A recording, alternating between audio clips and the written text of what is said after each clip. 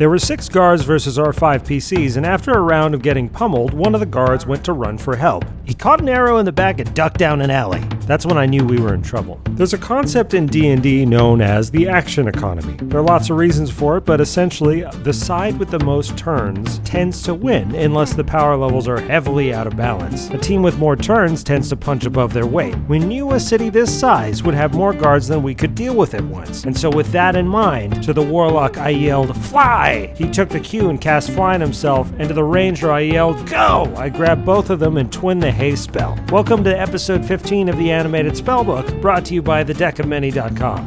Haste. Their movement speed is doubled. They gain 2 AC, get advantage on dex saves, but here's the best part, they gain an additional action on their turn. They can only use it to make a single weapon attack, dash, disengage, hide, or use an object, and this meant that the warlock essentially had a move speed of 40 miles per hour if he double dashed. There's no outrunning that. He rocketed forth, my champion, and arrived at the guard's destination far before the guard. Fantastic. 1v1, the guard didn't stand a chance, especially with the warlock's extra actions, I thought.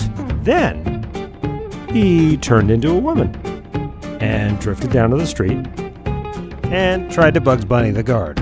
Now, since none of us cleared our respective plans with the rest of the team, and the warlock never mentioned that they were a changeling, it went poorly. When 20 guards poured out of the alleyway, I realized I should have been more specific.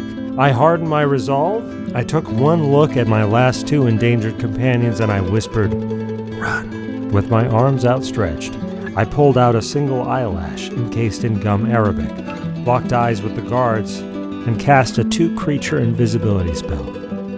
On myself and the cleric.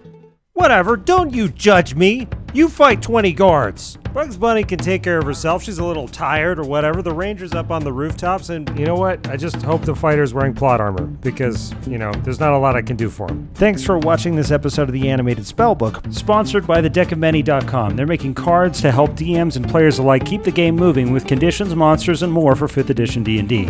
Website in the description.